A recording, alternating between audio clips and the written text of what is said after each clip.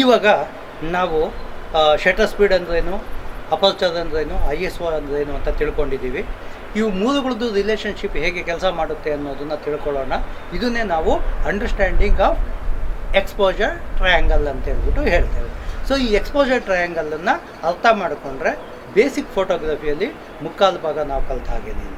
ಯಾಕೆ ಅಂತ ಹೇಳಿದರೆ ಯಾವುದೇ ಒಂದು ಕೆಲಸ ಮಾಡಬೇಕಾದ್ರೂ ಕೂಡ ಸೈಂಟಿಫಿಕ್ಕಾಗಿ ನಾವು ಸಬ್ಜೆಕ್ಟನ್ನು ಅರ್ಥ ಮಾಡ್ಕೋಬೇಕು.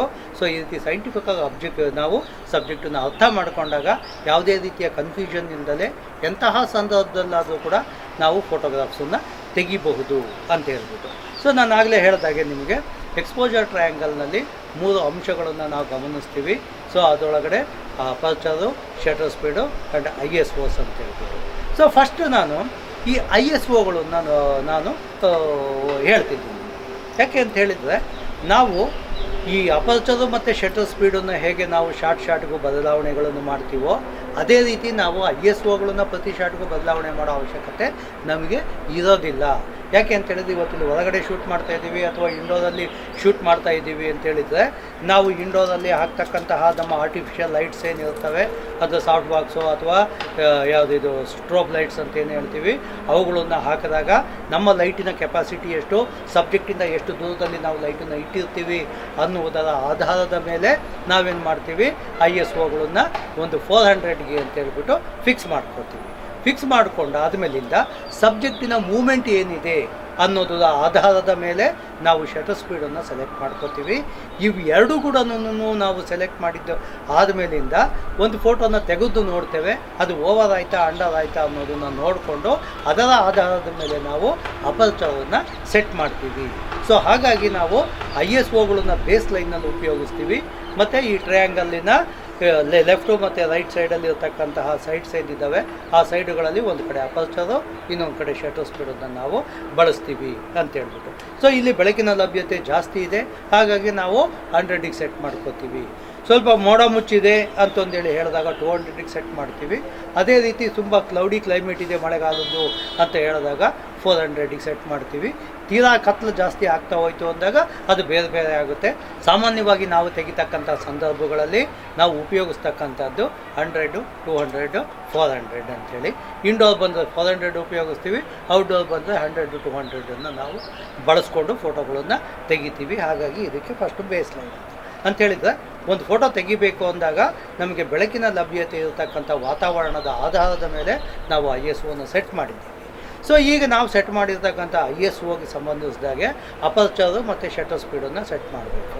ಸೊ ಅದಕ್ಕೇನು ಅಂತಂದು ಹೇಳಿದರೆ ನಾರ್ಮಲಿ ನಾವು ಕೈಯಲ್ಲಿ ತೆಗಿತಾ ಇರೋದ್ರಿಂದ ನಮ್ಮ ಡೊಮೆಸ್ಟಿಕ್ ಈವೆಂಟ್ಸನ್ನು 1/60, 1/125 ಅಥವಾ 1/250 ನಾವು ಪ್ರಿಫರ್ ಮಾಡ್ತೀವಿ. ಸಾಮಾನ್ಯವಾಗಿ ನಾವು ತೆಗಿತಕ್ಕಂಥ ಎಲ್ಲ ಫೋಟೋಸನ್ನು ಕೂಡ 1/125 ಸ್ಪೀಡಲ್ಲಿ ನಾವು ತೆಗಿತೀವಿ ಅಂತೇಳಿ. ಯಾಕೆ ಅಂತೇಳಿದರೆ ಸಬ್ಜೆಕ್ಟ್ಗಳು ನಾವು ತೆಗಿಬೇಕಾದ್ರೆ ಜಾಸ್ತಿ ಆ ಕಡೆ ಈ ಕಡೆ ಓಡಾಡೋದಿಲ್ಲ. ಅದ್ರ ಬಗ್ಗೆ ನಾವು ಹೆಚ್ಚು ಡೀಟೇಲಾಗಿ ನಿಮಗೆ ಶಟರ್ ಕ್ಲಾಸಲ್ಲಿ ಹೇಳಿದ್ದೇನೆ ನಾನು. ಸೊ ಹಾಗಾಗಿ ಇಲ್ಲಿ ನಮ್ಮ ಸಬ್ಜೆಕ್ಟ್ ಮೂವ್ಮೆಂಟು, ಸ್ಟೇಜ್ ಫಂಕ್ಷನ್ಸು ಅವು ಇವು ಕವರೇಜ್ ಮಾಡೋದ್ರಿಂದ ಅಥವಾ ಪಾಸ್ಪೋರ್ಟ್ ಫೋಟೋಗಳು ಇಂಥವೆಲ್ಲ ತೆಗಿಯೋದ್ರಿಂದ ಅವೆಲ್ಲ ಸಬ್ಜೆಕ್ಟ್ಗಳು ಸ್ಟಡಿಯಾಗಿ ಇರೋದ್ರಿಂದ ನಾವು 1/125 ಶಟರ್ ಸ್ಪೀಡನ್ನು ತಗೋತೀವಿ. ಅದೇ ರೀತಿ ಎಲ್ಲೋ ಸ್ಟೇಜ್ ಕಡೆ ಸ್ವಲ್ಪ ಸಬ್ಜೆಕ್ಟು ಮೂವ್ಮೆಂಟ್ ಇದೆ, ಯಾವುದೊಂದು ಡ್ಯಾನ್ಸೋ ಅಥವಾ ಯಾವುದೋ ಒಂದು ಡ್ರಾಮಾನೋ ತೆಗಿತಾ ಇದ್ದೀವಿ ಅಂತ ಅಂದಾಗ ಸ್ವಲ್ಪ ಶಟರ್ ಸ್ಪೀಡು ಜಾಸ್ತಿ ಮಾಡ್ಕೋತೀವಿ. ಅದೇ ರೀತಿ ನಮಗೆ ಇನ್ನೂ ಸ್ವಲ್ಪ ಬೆಳಕು ಸ್ವಲ್ಪ ಕಡಿಮೆ ಇದೆ ಅಂತ ಹೇಳಿದಾಗ ನಾವು 1/60 ಕೂಡ ಸೆಲೆಕ್ಟ್ ಮಾಡ್ಕೋತೀವಿ. ಹಾಗಾಗಿ 3 ISO ನಂಬರ್ಸು ಹೇಗೆ 100, 200, 400 ಹೆಂಗೆ ನಾವು ಸ್ಟ್ಯಾಂಡರ್ಡ್ ಅಂತ ಇಟ್ಕೋತೀವೋ ಅದೇ ರೀತಿ ಶಟರ್ ಸ್ಪೀಡಲ್ಲಿ 3 ಸ್ಟ್ಯಾಂಡರ್ಡ್ ಶಟರ್ ಸ್ಪೀಡುಗಳನ್ನು ಬಳಸ್ತೀವಿ. 1/60, 1/125 ಮತ್ತು 1/250 ಇವು 3 ನಾವು ಶಟರ್ ಸ್ಪೀಡ್ ಸಂಖ್ಯೆಗಳು ಅಂತೇಳಿ. ಇನ್ನು ಅಪರ್ಚರಿಗೆ ಬರೋದೇ ಆದರೆ ಅಪರ್ಚರಲ್ಲಿ 5.6, 8, 11 ಇವು 3 ಸಂಖ್ಯೆಗಳನ್ನು ಸಾಮಾನ್ಯವಾಗಿ ನಾವು ಮಾಡೋ ಫೋಟೋಗ್ರಾಫ್ಸಲ್ಲಿ ಬಳಸ್ತೇವೆ. ಈಗೀಗ ಔಟ್ಡೋರಲ್ಲಿ ಬಿಸಿಲು ಜಾಸ್ತಿ ಇದೆ ಅಂತ ಹೇಳಿದಾಗ ನಾವು 11 ಬಳಸ್ತೇವೆ. 11 ಬಳಸಿ ಫೋಟೋ ತೆಗೆದಾಗ ಸ್ವಲ್ಪ ಎಲ್ಲೋ ಅಂಡರ್ ಎಕ್ಸ್ಪೋಸ್ ಆಗ್ತಿದೆ ಅಂತ ಅನ್ನಿಸಿದಾಗ ನಾವು 8ಗೆ ಶಿಫ್ಟ್ ಮಾಡ್ತೀವಿ.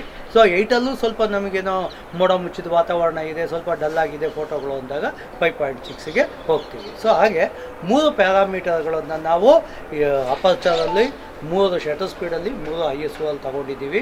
ಸಾಮಾನ್ಯವಾಗಿ ನಾವು ತೆಗಿತಕ್ಕಂತಹ ಫೋಟೋಸು ಇಂಡೋರ್ ಅಥವಾ ಔಟ್ಡೋರ್ ಏನೇ ಇದ್ದರೂ ಕೂಡ ಅವು 3 ಸಂಖ್ಯೆಗಳ ಆಧಾರದಲ್ಲಿ ಇರುತ್ತೆ. ತೀರಾ ಎಕ್ಸ್ಟ್ರೀಮ್ ಕಂಡೀಷನ್ಸ್ಗೆ ಹೋದಾಗ ಇವು ಬದಲಾವಣೆಗಳು ಆಗ್ತವೆ ಕೂಡ. ಸಾಮಾನ್ಯವಾಗಿ ನಾವು ತೆಗಿತಕ್ಕಂಥದ್ದು ಅಂತೇಳಿದರೆ 3 ಅಪರ್ಚರ್ ನಂಬರ್ಸು ಅಂತೇಳಿದರೆ 5.6, 8, 11. 3 ಶಟರ್ ಸ್ಪೀಡುಗಳು 1/60, 1/125 ಮತ್ತು 1/250 ಅಂತ ಹೇಳ್ಬಿಟ್ಟು. ಅದೇ ರೀತಿ 3 ISO ನಂಬರುಗಳು, ಸೊ ಒಂದು 100, 200 ಆ್ಯಂಡ್ 400 ಅಂತೇಳಿ. ಇವು 3 ಕಾಂಬಿನೇಷನ್ಸಲ್ಲೇ ನಮಗೆ ಒಳ್ಳೆಯ ಫೋಟೋಗಳನ್ನು ತೆಗಿತಕ್ಕಂತಹ ಸಂದರ್ಭಗಳು ಸಾಮಾನ್ಯವಾಗಿ ಎಲ್ಲ ಕಡೆಯೂ ಸಿಗುತ್ತೆ. ತೀರಾ ಕತ್ಲಲ್ಲಿ ತೆಗಿತಾ ಇದ್ದೀವಿ ಅಥವಾ ತೀರಾ ಬೆಳಕಲ್ಲಿ ತೆಗಿತಾ ಇದ್ದೀವಿ ಅಂದಾಗ ಈ ವೇರಿಯಬಲ್ಗಳು ಸ್ವಲ್ಪ ಚೇಂಜಸ್ ಆಗ್ಬೋದು. ಆದರೆ ಸಾಮಾನ್ಯವಾಗಿ ನಾವು ತೆಗಿತಕ್ಕಂಥ ಎಲ್ಲ ಕಾರ್ಯಕ್ರಮಗಳನ್ನು ಈ ಮುದ್ದೆ ವೇರಿಯಬಲ್ಸಲ್ಲಿ ನಾವು ಒಳ್ಳೆಯ ಫೋಟೋಗಳನ್ನು ತೆಗೆದು ತೋರಿಸ್ಬೋದು. ಅದು ನಮ್ಮ ಈ ಎಕ್ಸ್ಪೋಜರ್ ಟ್ರಯಾಂಗಲ್ಗೆ ಇರ್ತಕ್ಕಂಥ ಒಂದು ಬ್ಯೂಟಿ ಅಥವಾ ಅದಕ್ಕೆ ಇರ್ತಕ್ಕಂಥ ಒಂದು ಸ್ಟ್ರೆಂತ್ ಅಂತ ಹೇಳ್ಬಿಟ್ಟು ಅಂತೇಳಿ. ಸೊ ನೋಡಿ, ಈಗ ಇಲ್ಲಿ ಒಂದು ಚಿತ್ರ ಇದೆ.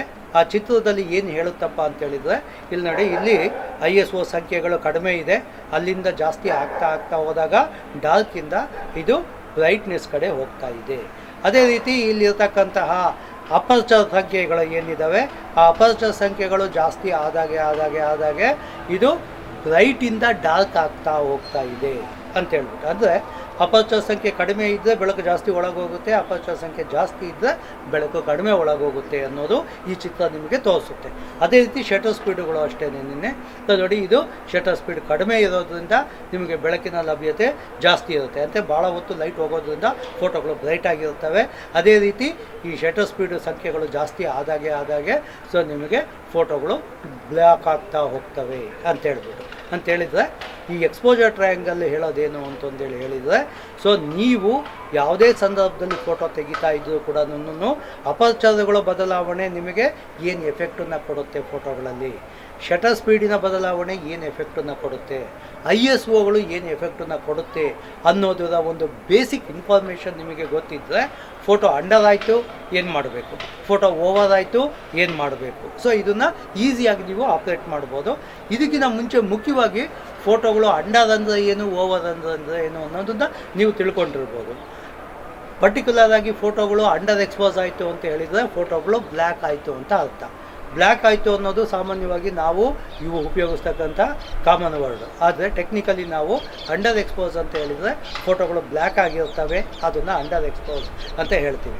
ಅದೇ ರೀತಿ ಫೋಟೋಗಳು ತುಂಬ ಬ್ರೈಟ್ ಆಗಿರುತ್ತೆ ಅಥವಾ ತುಂಬ ಓವರ್ ಆಗಿರುತ್ತೆ, ತುಂಬ ವೈಟಿಶ್ ಇರುತ್ತೆ ಅಂತಂದೇಳಿ ಹೇಳಿದಾಗ ಅದನ್ನು ನಾವು ಓವರ್ ಎಕ್ಸ್ಪೋಸ್ ಅಂತ ಹೇಳ್ಬಿಟ್ಟು ಹೇಳ್ತೇವೆ. ಅಂದರೆ ಬೆಳಕನ್ನು ನಾವು ನಿಯಂತ್ರಿಸಿಲ್ಲ, ಈ 3 ವೇರಿಯಬಲ್ಸನ್ನು ಕಂಟ್ರೋಲ್ ಮಾಡಿಕೊಂಡು ಹಾಗಾಗಿ ಈಗ ಬಂದಿದೆ ಅಂಥೇಳಿ.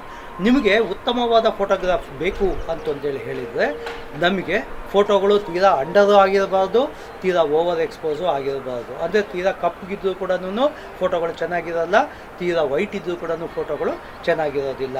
ಯಾಕೆ ಅಂತ ಹೇಳಿದರೆ ತೀರಾ ಅಂಡರ್ ಎಕ್ಸ್ಪೋಸ್ ಆದರೂ ಕೂಡ ನಿಮಗೆ ಫೋಟೋಗಳಲ್ಲಿ ಶಾರ್ಪ್ನೆಸ್ ಆಗಲಿ, ತುಂಬ ರಿಚ್ ಆಗಿರ್ತಕ್ಕಂಥ ಕಲರ್ಸ್ ಆಗಲಿ ಕಾಣೋದಿಲ್ಲ. ಅದೇ ರೀತಿ ಫೋಟೋಗಳು ಓವರ್ ಎಕ್ಸ್ಪೋಸ್ ಆದಾಗಲೂ ಕೂಡ ಶಾರ್ಪ್ ಫೋಕಸಿಂಗ್ ಅಂತ ಆಗಲಿ ಮತ್ತು ಒಳ್ಳೆಯ ಕಲರ್ಸ್ ಆಗಲಿ ನಿಮಗೆ ಕಾಣೋದಿಲ್ಲ. ಹಾಗಾಗಿ ನೀವು ಯಾವುದೇ ರೀತಿಯಾಗಿ ಫೋಟೋಗಳು ಓವರ್ ಎಕ್ಸ್ಪೋಸ್ ಆಗದಲ್ಲೇ ಕರಾರುವಕ್ಕಾಗಿ ಇಷ್ಟೇ ಅಂತ ನೀವು ಅದನ್ನು ಎಕ್ಸ್ಪೋಸ್ ಮಾಡಿ ಒಳ್ಳೆಯ ಫೋಟೋಗಳನ್ನು ತೆಗೆದಾಗ ಸೊ ನಿಮಗೆ ಶಾರ್ಪ್ನೆಸ್ ಇರ್ತದೆ. ಅದೇ ರೀತಿ ಕಲರ್ ಸ್ಯಾಚುರೇಷನ್ ಕೂಡ ನಿಮಗೆ ಚೆನ್ನಾಗಿ ಸಿಗುತ್ತೆ, ನಿಮ್ಮ ಫೋಟೋಗಳು ಚೆನ್ನಾಗಿ ಕಾಣಿಸ್ತವೆ. ಭಾಳಷ್ಟು ಸಾರಿ ನಮಗೇನಾಗುತ್ತೆ ಅಂತಂದೇಳಿ ಹೇಳಿದರೆ ಈ ಬೇಸಿಕ್ ಐಡಿಯಾ ಇಲ್ದಲೇ ಇದ್ದರೆ ಏನೋ ಹೋಗ್ತೀವಿ ಫೋಟೋ ತೆಗಿತೀವಿ, ಅಯ್ಯೋ ಯಾಕೋ ಡಾರ್ಕ್ ಬಂತು, ಅದೇ ಬಿಸಿಲು ಅದಕ್ಕೆ ಹಿಂಗೆ ಬಂದೈತೆ, ಅಥವಾ ಇದೊಂದು ಇದು ಬರುತ್ತೆ ಬ್ರೈಟಾಗಿ ಬರುತ್ತೆ, ಅಯ್ಯೋ ಇಲ್ಲಿ ಲೈಟ್ ಜಾಸ್ತಿ ಇತ್ತು ಅದಕ್ಕೆ ಹಿಂಗೆ ಬಂತು. ಸೊ ಈ ರೀತಿ ಹೇಳ್ಕೊಳ್ಳೋದಲ್ಲ. ಯಾಕೆ ಅಂತೇಳಿದರೆ ಕ್ಯಾಮ್ರಾ ನಾವು ಲಕ್ಷಾಂತರ ರೂಪಾಯಿ ಕೊಟ್ಟು ಕ್ಯಾಮ್ರಾಗಳನ್ನು ತಗೊಂಡಿರ್ತೀವಿ. ಈ ಕ್ಯಾಮ್ರಾಗಳೇನು ಮಾಡ್ತವೆ, ಯಾವುದೇ ಒಂದು ಲೈಟಿಂಗ್ ಕಂಡೀಷನಲ್ಲೂ ಕೂಡ ಇದನ್ನು ಉಪಯೋಗಿಸ್ತಕ್ಕಂತಹ ಕ್ಯಾಮ್ರಾಮ್ಯಾನು ಕೆಟ್ಟ ಫೋಟೋಗಳನ್ನು ತೆಗಿಯೋದು ಬೇಡ, ಒಳ್ಳೆ ಫೋಟೋಗಳನ್ನು ತೆಗೀಲಿ ಅಂತಂದು ಹೇಳಿ ಈ ಇಷ್ಟು ವೇರಿಯಬಲ್ಸನ್ನು ನಮ್ಮ ಕೈಲಿ ಕೊಟ್ಟಿರ್ತದೆ.